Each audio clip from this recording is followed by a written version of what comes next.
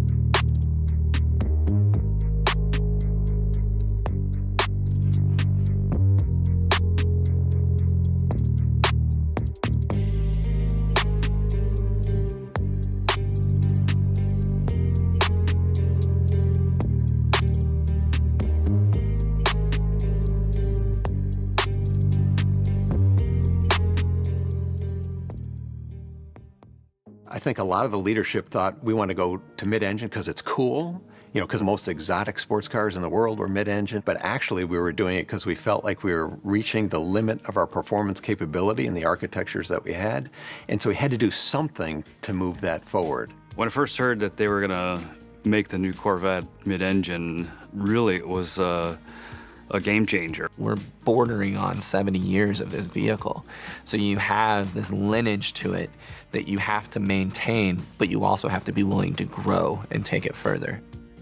With the mid-engine attributes, you'd have the rear weight bias from the engine for better acceleration, performance, and track times, as well as the low forward cowl for excellent visibility, and the lighter front, which really makes the car fun to drive. Corvette is an emotional driving experience.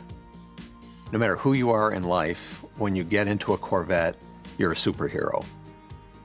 We needed a bespoke transmission, custom designed for this car, because we have engines that produce massive amounts of torque, so the DCTs that are on the shelf wouldn't stand the Corvette duty cycle. Is you've got a shaft that has your even forward gears, 2, 4, 6, 8, and your odd gears, 1, 3, 5, 7.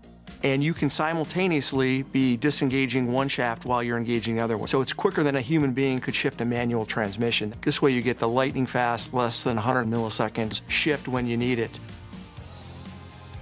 What if we could do a new definition of a mid-engine sports car, not just for high-performance driving, but to go on trips, adventures, just make the driving to work an experience. Utility of the car has been something we focused on too, ensuring that we've got a space for people to store luggage or groceries or what have you. So we have a front storage section that's very deep. We've got a trunk in the rear that not only accommodates 2 bags of golf clubs, but also stows the removable roof panel. Driver mode, which is what most people are used to as tour, sport, track, and weather.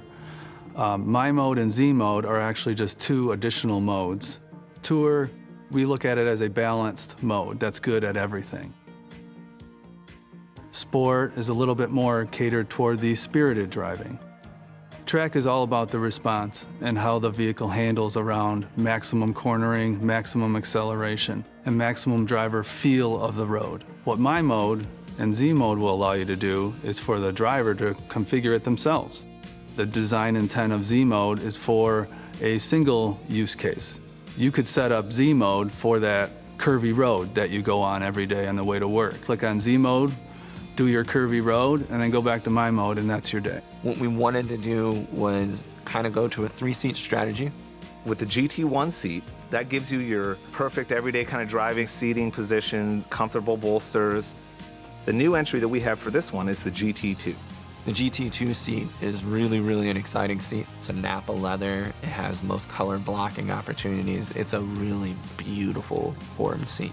The other side effect of that is it allowed us to really dial up the competition seat. So we brought in a new material.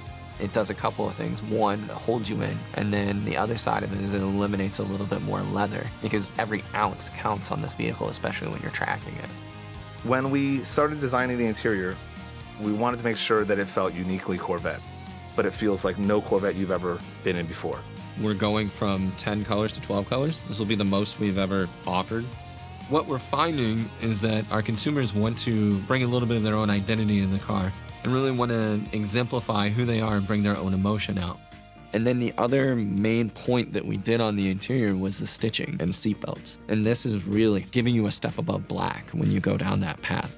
Drivers can now raise the front of their Corvette almost 2 inches in less than 3 seconds with the available front lift. While it can be manually activated, it can also be programmed to remember the GPS locations of up to 1,000 obstacles throughout your commute, so that you don't, for example, have to remember to activate it every time you arrive home to a steep driveway.